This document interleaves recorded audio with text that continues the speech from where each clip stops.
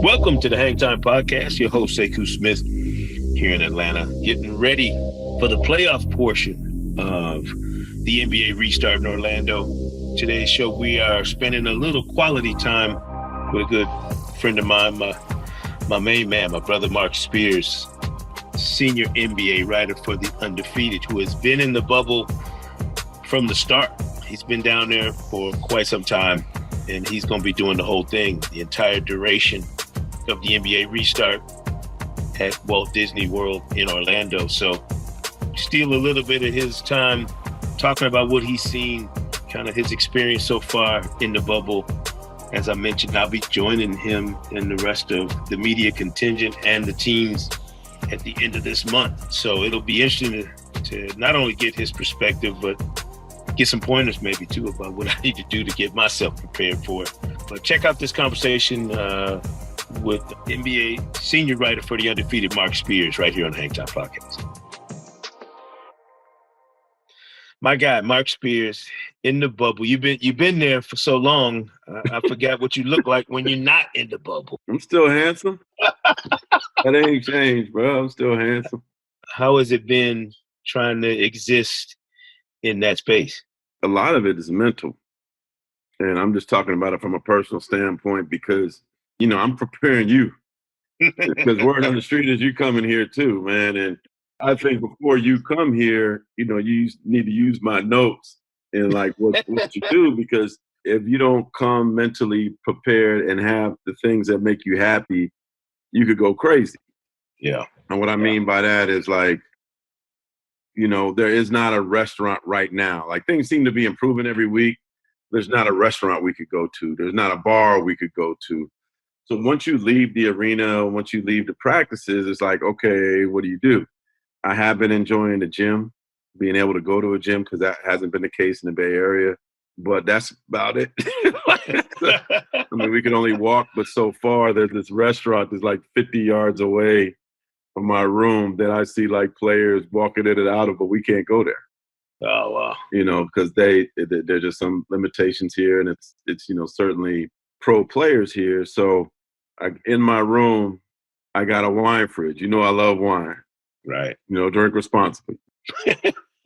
I like my food to be a little crispy, and the food we get is not by order. It's just like, what's mama cooking today? You know what I'm saying? Like when we were kids, or you go to, when you went to high school, you went to the cafeteria. Today's meat and potato day. My mom got me a toaster oven, and I put the chicken in the toaster oven to get a little bit more crispier, like I like it. I make my own coffee every morning. So if you're a coffee dude, come knock on my door, man.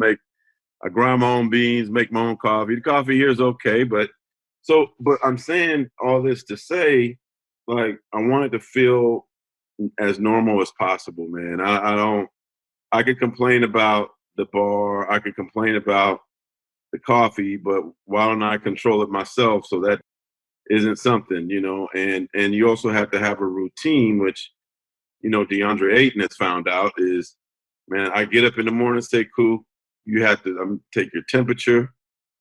You have to put this thing to get your oxygen. And as soon as I do that, before I get my breakfast, I go get my COVID test. I knock it out.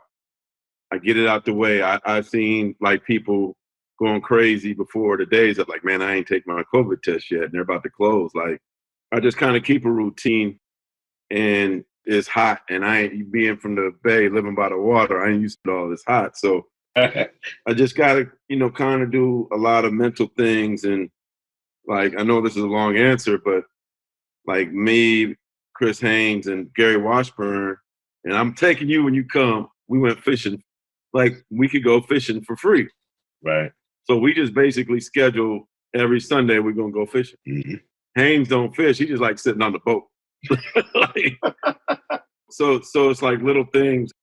You could go crazy just sitting here all day. Right. And I know you're a hermit, man. I got to get you out of your room. But like, you can only write so many stories. You can only talk so much on podcasts and on the radio and on TV. Right. You got to do stuff mentally, especially for me, somebody that expected to be here for like 3.5 months. you got to do things mentally to keep yourself sane.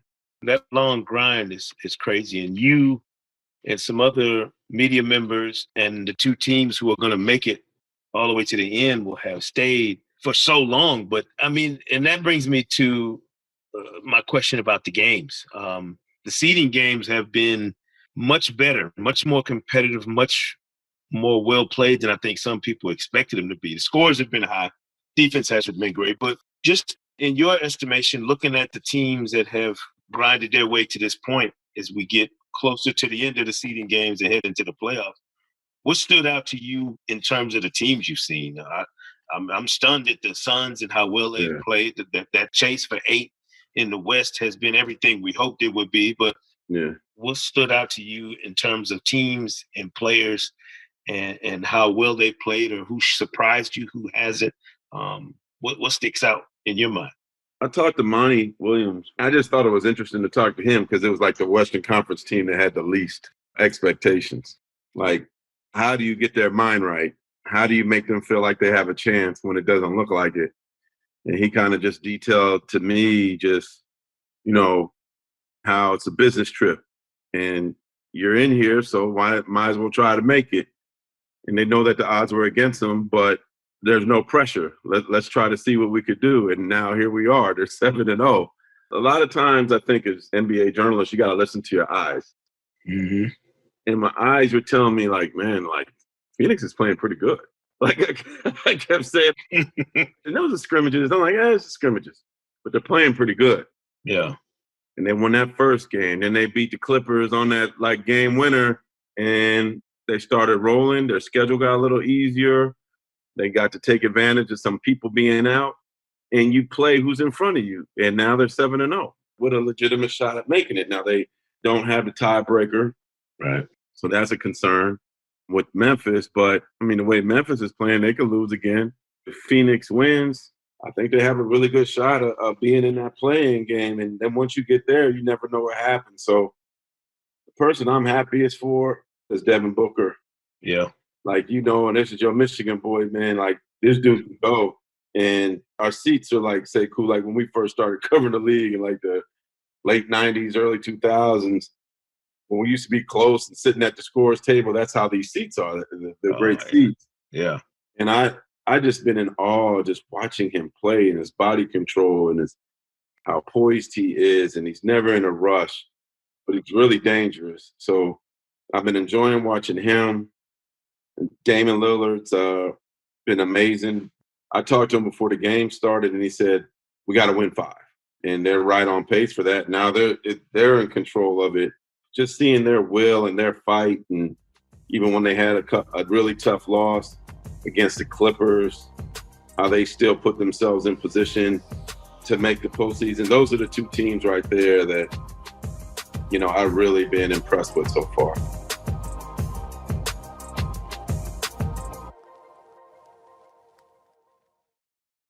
I wasn't surprised, to see Memphis and New Orleans and see some of their young guys struggle.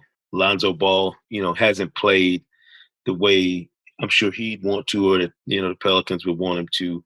Jaren Jackson Jr. getting hurt certainly impacted the Grizzlies. So you look at them, it's like, okay, they go by the wayside potentially because of some of that youth and inexperience. But then I look at Philly. And to have the injury issues they had with Ben Simmons and Embiid, it's like for some teams, the 4.5 months off was kind of an opportunity to come back totally refreshed and with a new lease on the season. And then the other teams, Philly's bad luck or whatever bad juju they have, seems like it followed them from the first portion of the season to the restart. I mean, how do you assess a team like Philly going into the playoff portion of this, knowing that they're going to be hampered like they were all season? I always thought Philly was like, they could win the whole thing or lose in the first round, man. Like they're that box of chocolate team. You just don't know what you're going to get with them. Ben's injury was devastating. I was a little worried coming to Orlando that there would be a lot of injuries because of the layoff. I think those practice games help, but, injuries do happen. So I think Embiid's okay. it appears like they're just kind of resting him for the playoffs, but he's going to have to be sensational. Yeah. Like, who are they going to play right now? Do you know? As of today, like Indiana? Yeah, then I mean, and it's weird because the teams are bunched up in that area. You figured it could have gone any different way for all of them. Yeah. But matchup wise, yeah, it doesn't look like what they were hoping is going to happen. I mean, in the East, man, to me, obviously the Bucks are the Bucks. Yeah. Boston is also a team that's just hard to figure out, capable of winning the whole thing or losing in the second round. But to me, the best team in the Eastern Conference is Toronto. They're the champs. They're deep. They're healthy now. They play well together.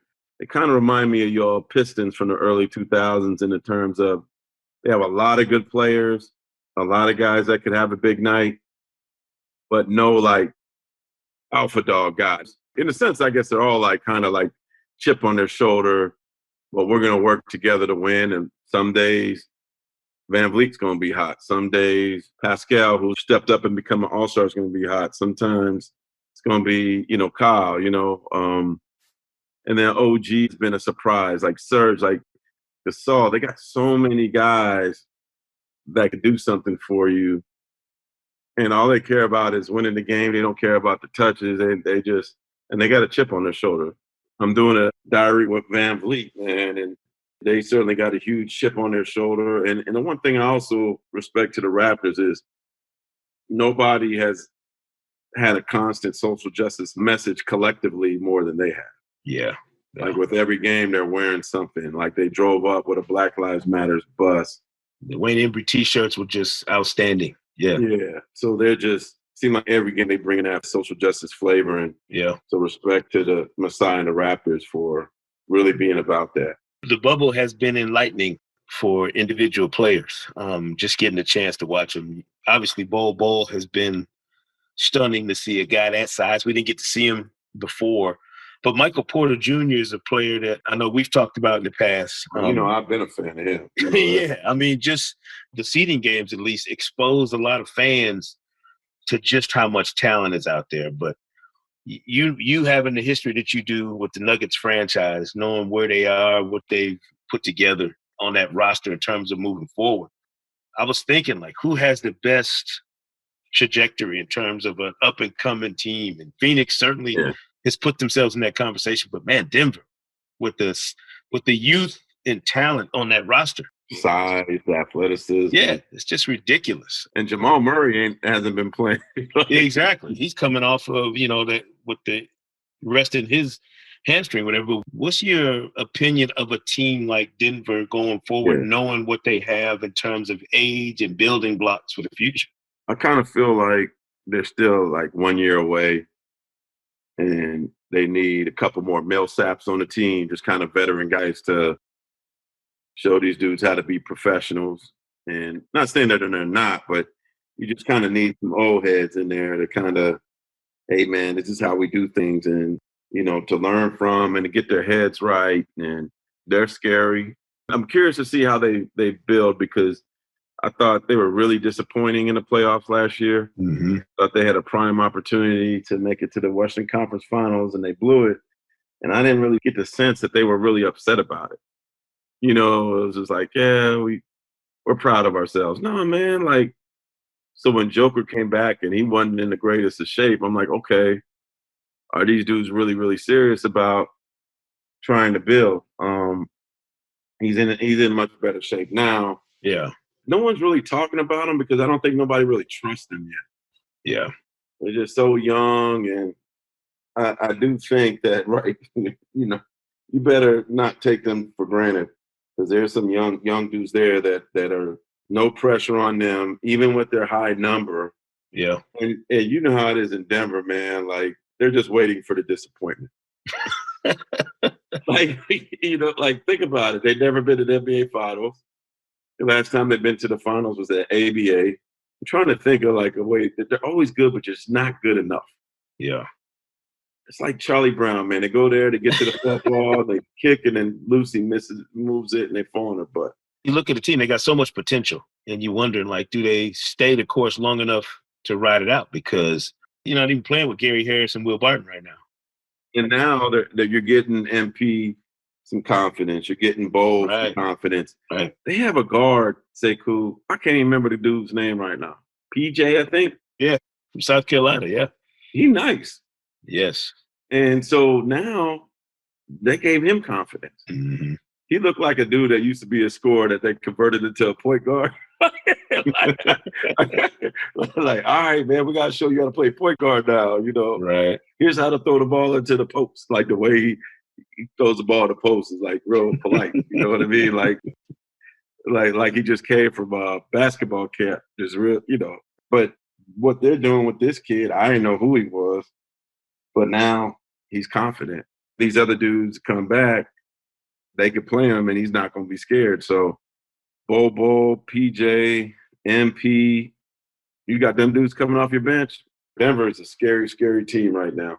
And we knew the teams going in that were locked into the playoffs. So to me, the seeding portion of this experience hasn't been as much about, the Clippers and the Bucks, as you mentioned. We know they're in, their positions are solid. They're going to be fine. Who are the teams that you look at and say, based on what they've done in these seeding games, based on what you've seen, they have a better outlook come playoff time than they did before we started the seeding games? Clippers, they're to be the scariest team in the West. All due respect to the Lakers, they're just deep. Harrell's back, so now they're finally whole. I know it's been frustrating to Doc because he hasn't been able to get much practice time with these guys. Is their rhythm going to be good? I actually think they probably should have some hard practices before they get to playing, but now everybody's here. Everybody's healthy. You got two superstars. You got a third guy that could score when other guys are down. And you got a bunch of junkyard dogs who run through a wall to win, who don't care. All they care about is winning. Mm-hmm. I really like to make it for the team. I love their coach. The Lakers are not easy out by any means. They're certainly capable of winning the whole thing. But I think that they'll be ready and they'll have a little chip on their shoulder. And I think they're a team to keep an eye on. And I mentioned Toronto and the East. They're at home. They finally got everybody. I'm really curious about the Bucks, man. Just how much does Giannis have to shoulder for them to win? Middleton's probably going to have a great playoffs for them to win. Can't just be Giannis. And, certainly Giannis is an MVP candidate of the early bubble action, but he can't do it by himself, man. That's right. That's where the Clippers and the Lakers and Toronto have an advantage is more than a two-man band. You know what I mean? Like, Brooke has to play well. Like they have to have a lot of people play well, and they certainly have the talent. But I'd like to see a little bit more dog in them too. Watching the Bucks, your big question becomes, man, does Giannis have to do this much for them to win every night in the playoffs? And I look at a team like Miami, much like those other teams you mentioned, where there's more than one guy who's capable of having a big night. So it alleviates some of the pressure on their main star, who Jimmy Butler, would be considered Miami's main marquee star. But, you got Bam Adebayo, you got Iguodala, you got Goran Dragic, you got all these other guys. They got shooters, and Duncan Robinson and Harrell who can have big nights. Like, does Milwaukee, are they built for the long haul in that same vein as some of these other playoff teams? So there are question marks going into the playoff portion. I mean, I don't think I forgot Miami, as you mentioned. Miami, yeah, Jimmy Butler and Iguodala and Bam, like they ain't no punk either. No, you got. I think and I was telling somebody, Mark, that for all the time that we missed of this NBA season to get it back, it's been such a refresher in terms of just how good of a season it was before it got shut down on March 11th. Like, there was some uncertainty. There was some mystery as to who was going to do what. We knew who the best teams were in terms of the standings and the favorites. Yeah.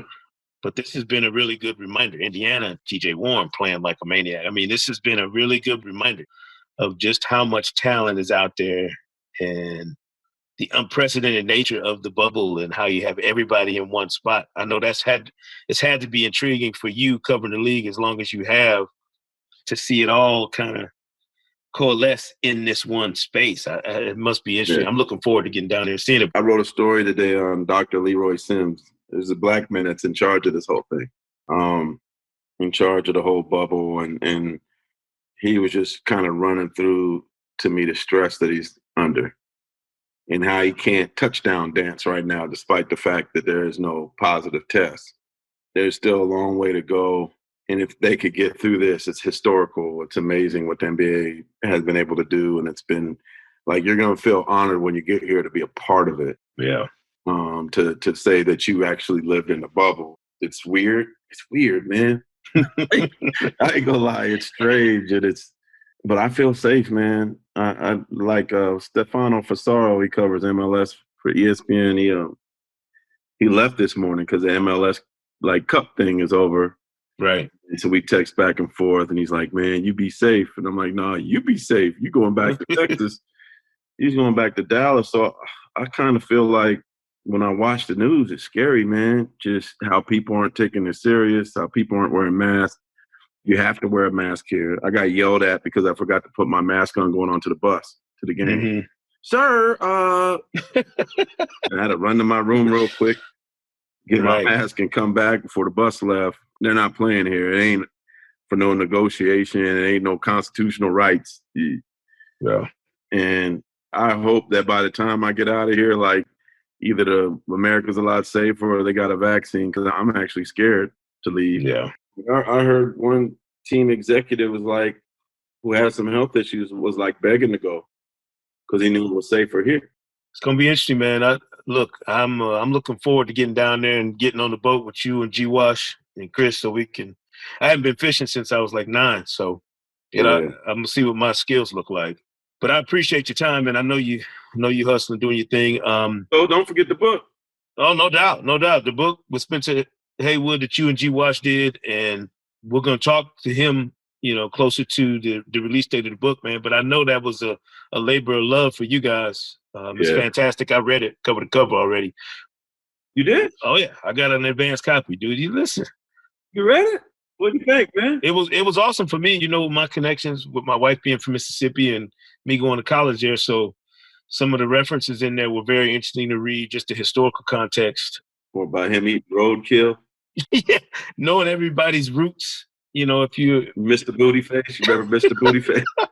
You could tell who wrote the first portion of the book and who wrote the latter portion, right? Oh yeah. But it's the other parts about it too. The thing that struck me too, him talking about his mother still going to work after he'd made it in the league, and in the cotton field. Yeah, still going out there, and that mentality that she didn't want to leave and be separate from the people she'd grown up with and worked and toiled with like that. It was stunning to read. Man, I'm honored you read it, man. Fantastic stuff. The Haywood Rules, man. Get it on Amazon now. And like I said, we're gonna talk to Spencer here on the Hang Time Podcast as we get closer to October. But your stuff, as always, Marc, has been fantastic. You know that. Thanks, brother. Senior NBA writer for the Undefeated, Marc Spears, man. When I say brother, that me and you family. This time last year, we out in California for the festivities. You had so many weddings. Your California wedding, you did it crazy with the multiple weddings, and but to be out there a year ago this time, and now this September we're gonna be in the bubble covering a historic NBA playoffs and finals, man. I'm looking forward to it. Wouldn't want to do it alongside anybody else. Well, make sure you hit me so I could tip you up on what you need and where to mail it. But you got it. Trust me, you got to get what makes you happy sent here beforehand. And even quarantine, I'll try to send you some bags of good stuff. No doubt, man. Appreciate you as always. And we'll talk. Stay safe down there in the bubble, bro. No, you stay safe. All right, man. Thanks, brother. Love you. Appreciate you. All right, man. Love you, brother. Can't say thank you enough to Marc Spears for joining us here on the Hang Time Podcast. Great stuff from him as always. Great insights about what's going on down there in Orlando. As I mentioned, Marc is the senior NBA writer for The Undefeated. And The Undefeated is ESPN's content platform exploring the intersection of sports, race, and culture. What an unbelievable time to have Marc in that bubble with the social justice messages that the players are delivering on a regular basis. The perfect guy to bring us some of that content. Go to www.theundefeated.com to read Marc's stories about the NBA and all that's going on in the bubble. And as I mentioned earlier, I'm going to be heading down to Orlando here at the end of the month. So we're going to be bringing you content frequently here on Hang Time, talking to the people in the bubble that are there, covering the games, calling the games, everything. Lots of new, fresh content for you to keep up to date with on what's going on in the Orlando bubble and the NBA restart. There will be a champion crown, and we'll be there for every step of it down the stretch here on the Hang Time podcast. So we appreciate you joining us. For all the folks here at Hang Time putting in the work, we thank you for rolling with us, and we'll see you next time.